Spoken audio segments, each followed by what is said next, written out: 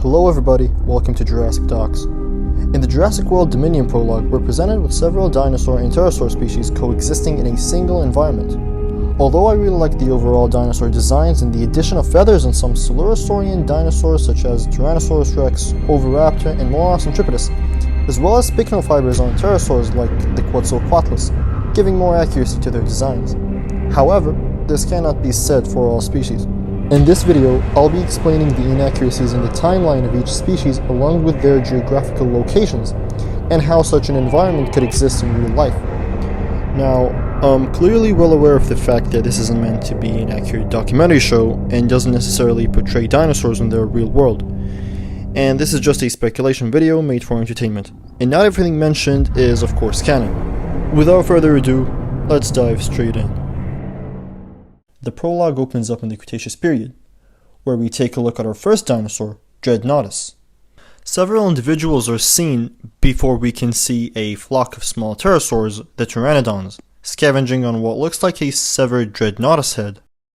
The larger pterosaur, Quetzalcoatlus, arrives at the scene, dwarfing the Pteranodons with its sheer size. At a nearby water source, some Ankylosaurs are found drinking. We then take another look at the Pteranodons flying over as well as fishing. We're then introduced to the Oviraptor in a cave, on high alert for other dinosaurs, checking its surroundings as it dines on some eggs. We then follow up on a Nasutoceratops herd crossing a river. One individual seems to be missing a horn, most likely in an intraspecific combat. In other words, a fight with another Nasutoceratops. They're also seen playing and rolling around in water, which is similar to modern-day water buffaloes. A symbiotic relation is seen between a small theropod, Moros and Tripodus, and a much larger theropod, akin to the symbiotic relation between the Nile crocodile and the Egyptian pavlor bird. Since both crocodilians and birds are closely related to dinosaurs, it is fair to assume that some behaviors may have been present in dinosaurs as well, which is, in my opinion, amazing to see on screen. An Iguanodon is seen completely covered up by the shadow of this larger theropod dinosaur, the GigaChadoSaurus. The Iguanodon then walks away, only for Tyrannosaurus to step in. The two are drawn into a confrontation, which leads to a full-blown fight. The Giganotosaurus seems to be getting the upper hand over the T-Rex. As a result, the T-Rex trips over and falls into the water.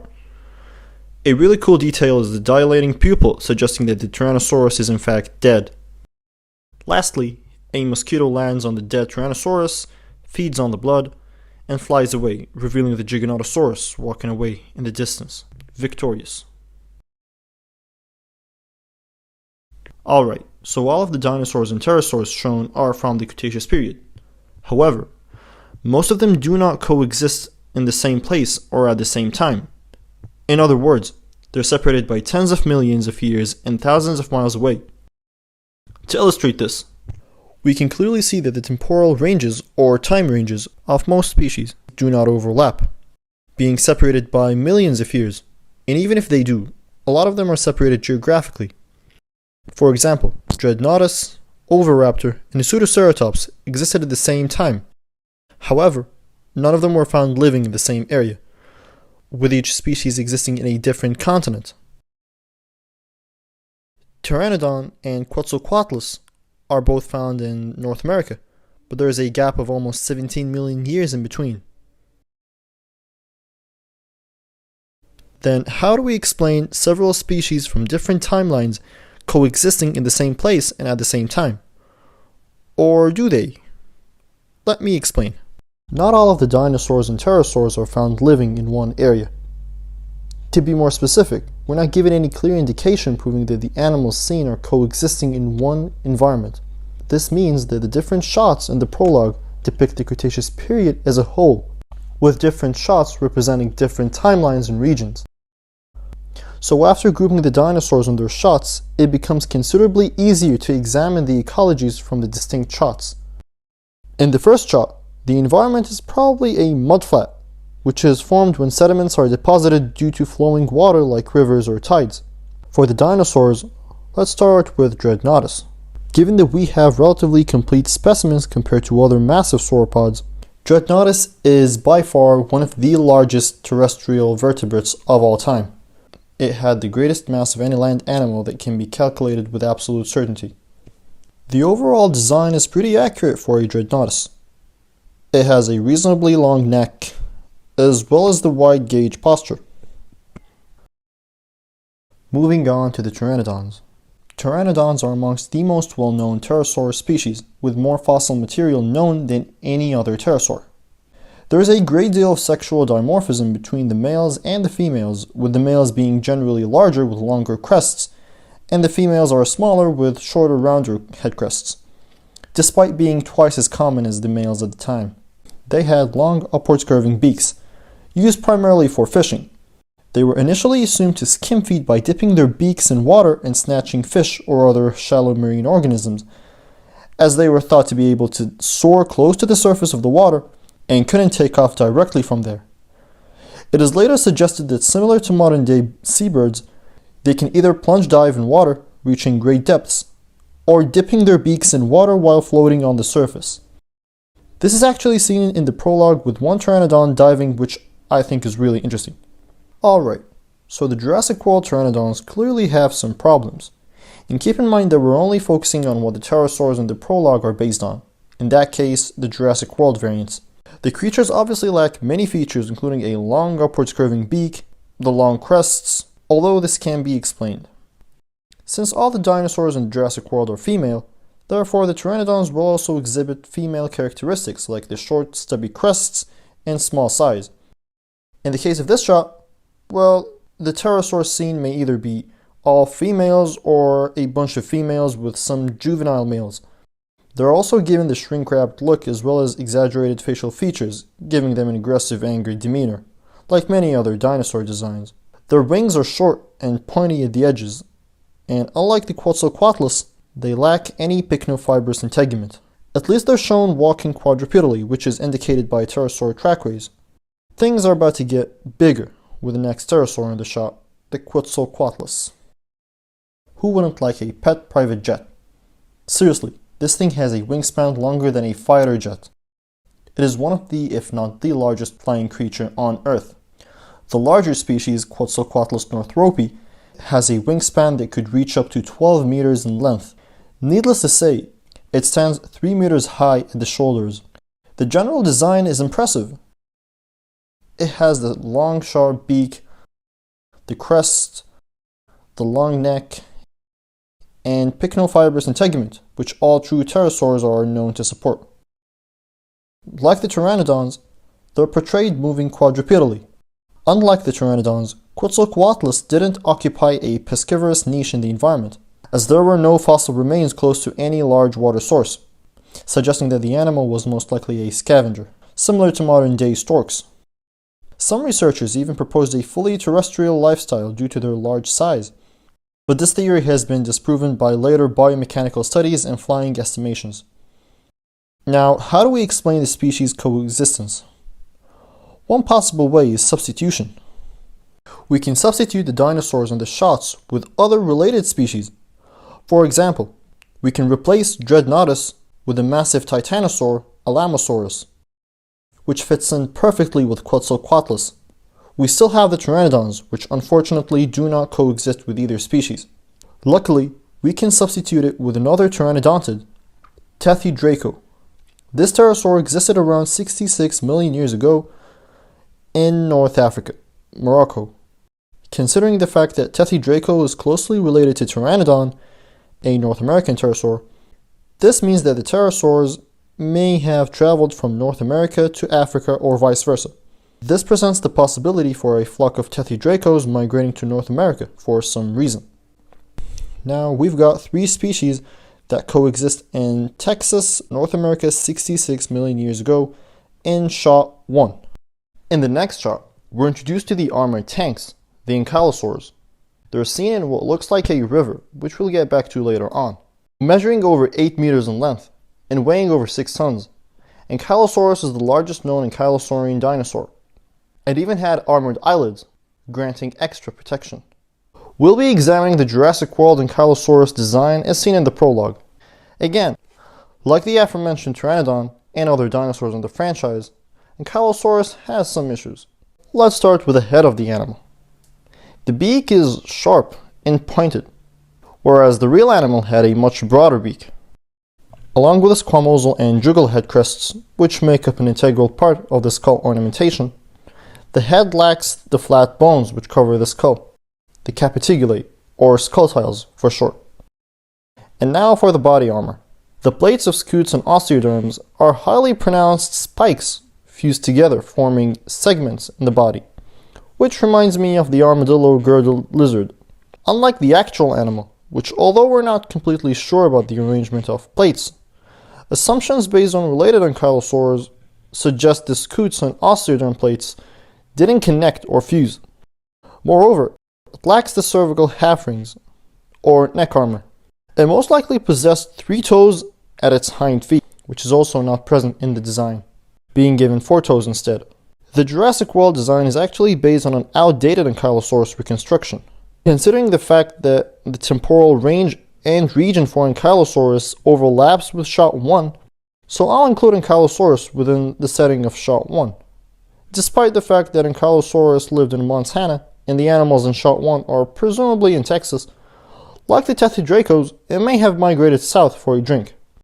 Speaking of a drink, let's get back to the river. You see, the river from Shot 1, Shot 2 with the Ankylosaurs, and Shot 3 with the Pteranodons, or Tetradracos, is in fact the same river passing through different areas. 3 shots in one setting. Shot 4 presents us to the Oviraptor, the classic misunderstood egg thief. Initially assumed to have fed on other dinosaur eggs due to its connection to dinosaur nests, it was later revealed that the dinosaur was actually brooding its own nest, like several modern bird species, which is supported by the fact that several specimens were found in nesting positions, exhibiting parental behaviors. It had a strong beak, able to crack through shells of eggs and mollusks. Therefore, it was hypothesized to have had a semi-aquatic lifestyle. But this theory has been disproven, as the animal lacks several special adaptations needed for aquatic locomotion, implying that Oviraptor isn't suited for an aquatic lifestyle. Moreover, it was even proposed to have had an herbivorous or a duraphagous diet, feeding on leaves, seeds, and nuts. This was later rejected as the animal lacks specific anatomical features needed, such as broad crushing teeth for chewing leaves and cracking shells. The theory was later supported as Oviraptor jaws were capable of cracking shells. In addition, further evidence suggested that the animal may at least have had a partially carnivorous diet, using its sharp beak along with its well-developed forelimbs for grasping and preying on smaller animals. It is finally deduced that it most likely had an omnivorous diet. Now, the Oviraptor is somewhat accurate. It got the toothless beak, the crest, and the correct skull and body shape. Nonetheless, it's given the pronated arms. I mean, they fixed that with the Allosaurus from Battle at Big Rock, which is something that I really liked about it, and with the Giganotosaurus later on. Oviraptor had long, well-developed forelimbs that were in a neutral or clapping position, and were covered with feathers. Speaking of feathers, it does support feathers on some parts of its body. The thing is, there is clear evidence for derived maniraptoran dinosaurs like Oviraptorids having developed pinnaceous or vein feathers, like modern birds, unlike the basal feathers seen here. As a result, they would have even had wing feathers and a tail fan. These feathers most likely served functions including protecting the eggs and offspring from environmental factors or threats, and for a mating display. At the entrance of the cave near the light source, we can take a glimpse on the sandy area over there, depicting the arid or semi-arid environment of Mongolia, where Oviraptor lived. In Shot 5, we transition towards the Nasutoceratops herd. The river in this environment is not the same river from Shot 1, and is separated by about 10 million years. The trees are some sort of palm trees, which first existed around 80 million years ago. I'm not sure about their distribution in North America, but it might be possible for a species to emerge 76 million years ago. For the Nasutoceratops design, it's the same from Battle at Big Rock, and it has its flaws. The tail is way too long for a ceratopsin, and the body is elongated, with a straight instead of an arched back.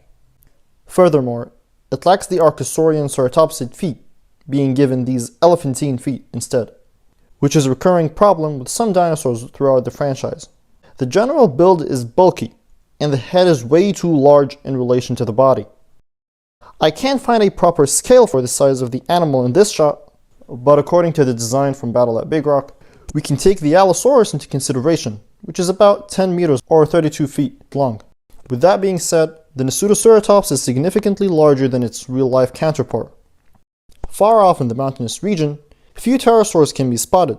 These are most likely Navajo-Dactylus, a species of pterosaur that existed around 75.5 million years ago. Alright, so now we've got 3 different settings throughout different timelines. The first setting takes place 66 million years ago in Texas, North America. The second takes place about 75 to 71 million years ago in Mongolia. And the third takes place around 75.5 million years ago in Utah, Southwest America. And now on to our final shot. We're introduced to the small basal tyrannosaur from Utah, Moros intrepidus. Not much is known about the animal given that it's only known from a single hind limb. It is seen cleansing the giga's mouth and feeding in the process. With an estimated weight of about 78 kilograms or 172 pounds, the individual seen in this shot may actually be a juvenile. The lower legs seem short compared to the leg from the actual remains of the dinosaur. It also supports a coating of protofeathers, which it almost certainly had, according to other closely related basal tyrannosaurids.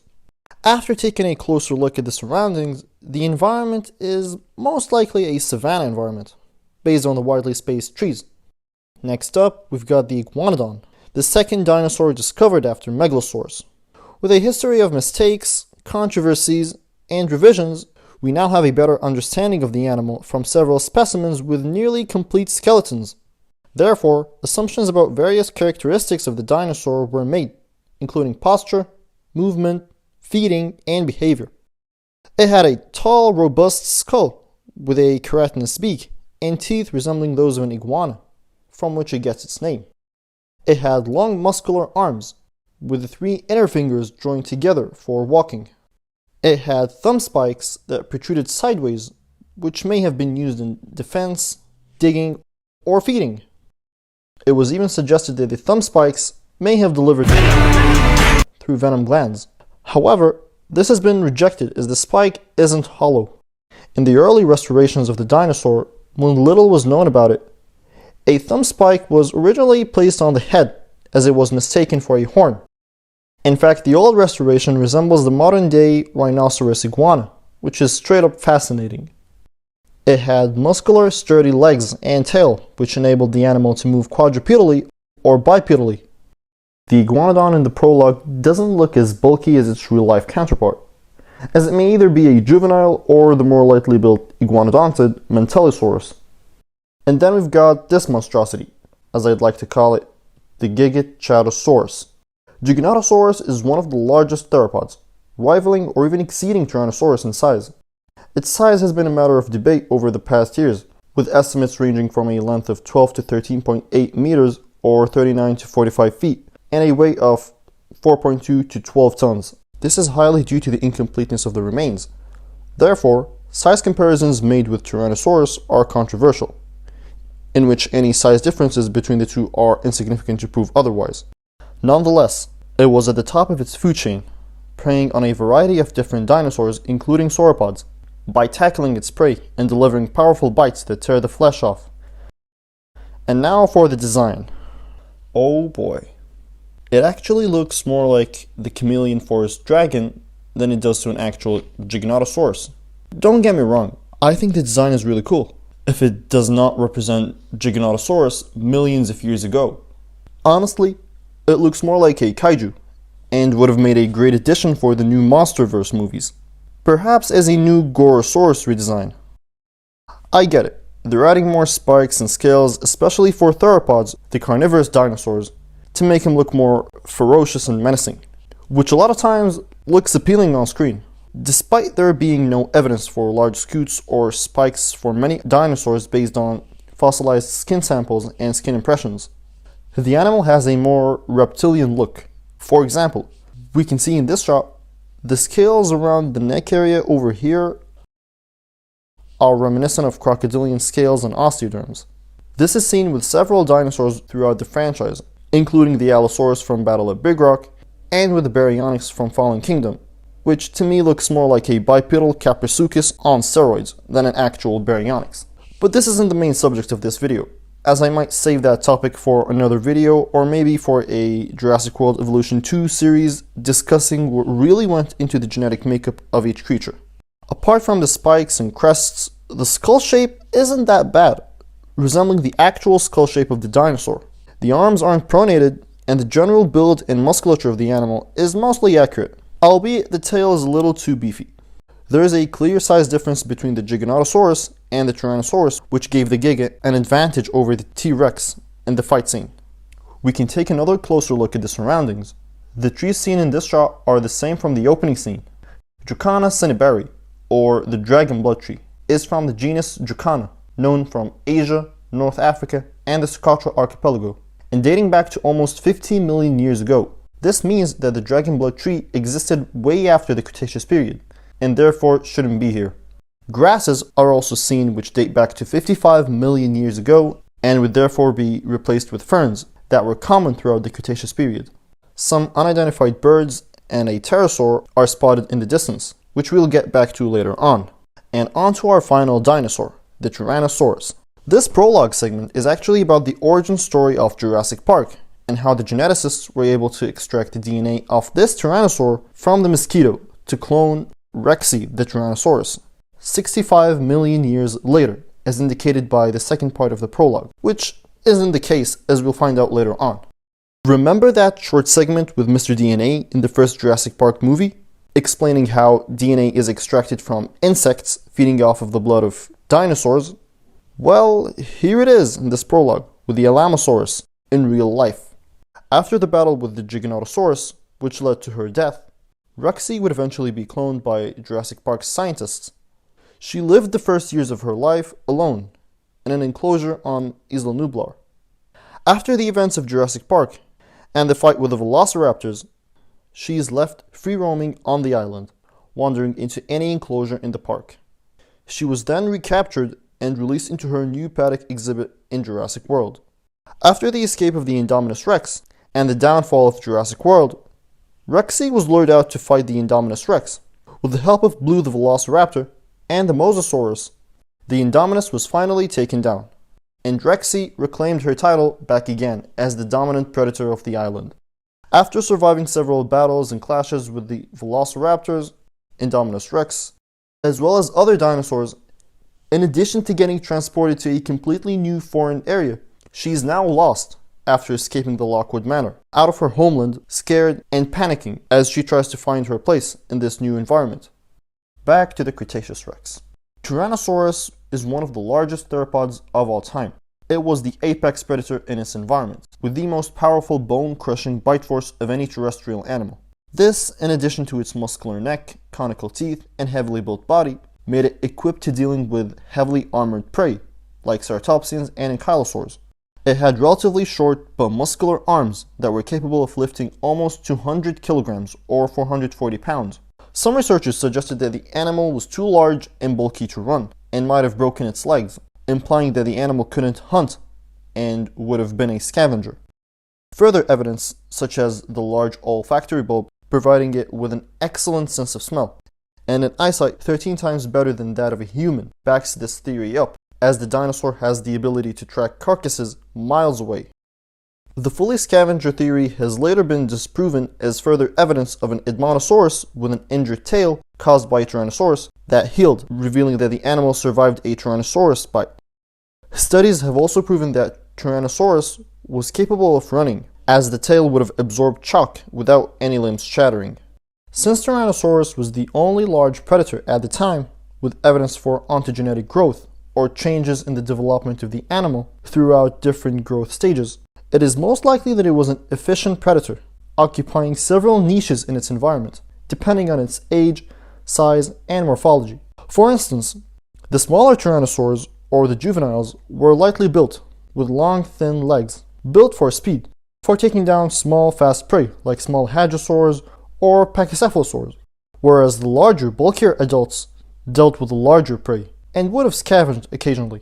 Several small basal tyrannosaurs support feathers, or feather-like structures.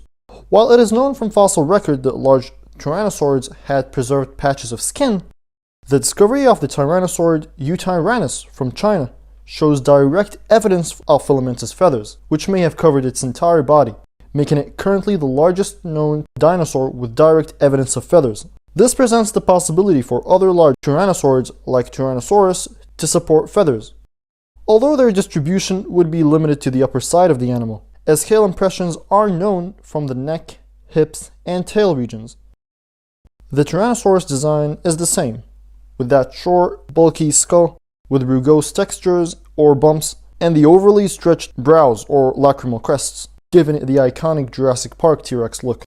They probably fixed the arms as they do not look pronated, and it is seen with feathers, which again it may or may not have had. So we've got 4 different dinosaurs in the 4th setting, and none of their time ranges overlap. Even if we substituted species, yes, we can replace Giganotosaurus with Mapusaurus, which overlaps with Moros. However, from 97 to 93 million years ago, North America and South America didn't connect, meaning these dinosaurs couldn't have possibly met. Furthermore, Tyrannosaurus and Iguanodon are separated by a gap of almost 54 million years. So even after replacing species, I couldn't fit them in one time period and in a single region. It just doesn't work. So we'll try to take things a little further. Let's start with Moros. We can replace this dinosaur with its tyrannosauroid relative, Siskityrannus, known from New Mexico and existed around 93.5 to 89.3 million years ago, in the Turonian stage. It is known from more remains compared to Moros, and even matches the description of the dinosaur in the prologue better than Moros, as it has shorter legs and an overall small size, just like the animal seen in the prologue. Then we've got the Iguanodon, which is by far the earliest dinosaur in the prologue. Unfortunately, we don't have any closely related iguanodontid species that coexists with Siskityrannus. However, we've got Probactrosaurus, a hadrosauroid iguanodont, which coexists at the same time, as indicated by the overlapping time ranges, with Siskityrannus, but not in the same place. You see, Probactrosaurus lived in Asia, while Siskityrannus lived in North America. Luckily, at that time, Probactrosaurus may have migrated to North America by crossing the land bridge between North America and Asia. There is evidence for dinosaurs like early tyrannosaurs and hadrosaurs migrating to North America. Thus, closely related dinosaurs are found in different continents from different ecologies. For example, Tyrannosaurus in North America and Tarbosaurus in Asia, Edmontosaurus and Shantungosaurus, Anzu and Oviraptor, and so on. We're left with the 2 massive theropods. At this point, it is clear to us that none of the dinosaurs in the 4th setting are what they're supposed to be, and should all be replaced by other species in order to coexist in one environment. Carcharodontosaurids were around the early Cretaceous period, while Tyrannosaurids, on the other hand, lived throughout the late Cretaceous period. So again, we'll take things way further. By examining this animal, we can clearly tell that it's a carnosaur, specifically a Carcharodontosaurid. Now, Carcharodontosaurids are known from both the northern and southern hemispheres, or from the supercontinents Laurasia and Gondwana. Tyrannosaurids are only known from the northern hemisphere, or Laurasia, for the time of this video. The 4th setting most likely takes place in North America, so we'll consider the Carcharodontosaurids from the northern hemisphere. There happens to be one in North America, a large Carcharodontosaurid, known for its high neural spines. If you haven't guessed by now, then I'd like to present you to Acocandosaurus. Acocandosaurus is a Carcharodontosaurid known from North America and is one of the largest theropod dinosaurs. Not as large as its relative Giganotosaurus, but still very large and powerful. So does it mean that this dinosaur is Acocandosaurus? Well, before jumping to any conclusions, let's get back to our Tyrannosaurid fellow. The earliest known large Tyrannosaurid, and I mean large comparable to the animal in the prologue and to Acocandosaurus, is Daspletosaurus. Alright, so now we've got Acocandosaurus and Daspletosaurus, separated by almost 20 million years. By comparing Daspletosaurus to the more closely related Tyrannosaurus, there are definitely some morphological differences, like the arms, size, and build, but not radical changes. We can clearly tell that the animals are related, even when there is a 6 million year gap in between.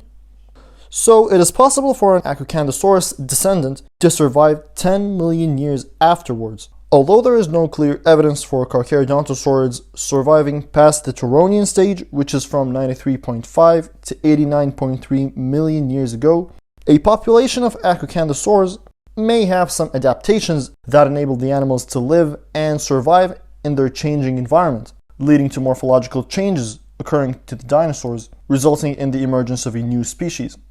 For Descendants, it is the opposite.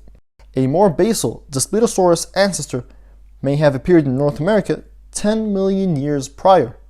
This suggests that at the extremes, the derived Ankylosaur descendant is one of the last remaining Carcharodontosaurids, and the basal Descendants ancestor is one of the first large Tyrannosaurids to appear.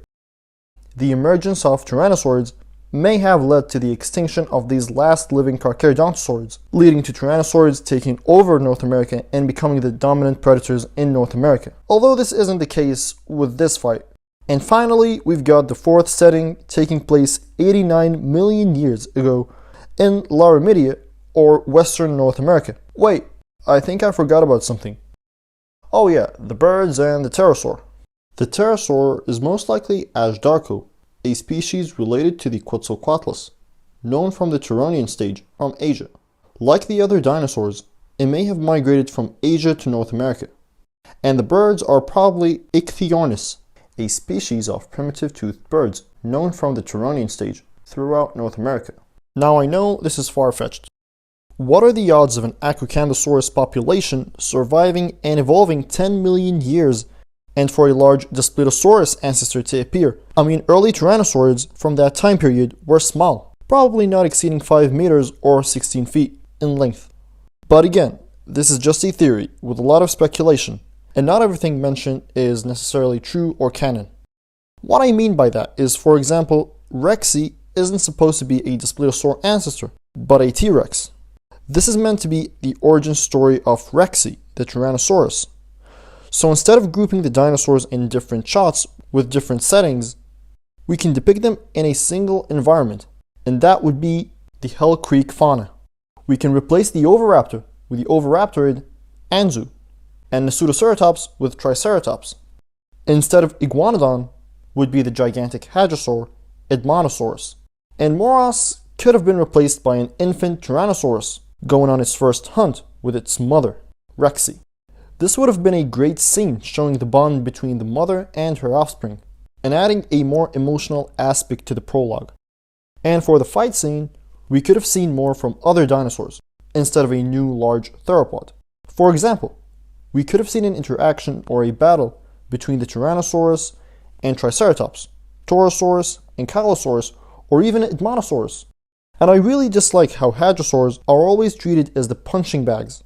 It doesn't mean that if they lack frills, horns, or body armor, that they can't fight. These things can reach massive sizes, with some like the Shantungosaurus even surpassing sauropods with its massive size.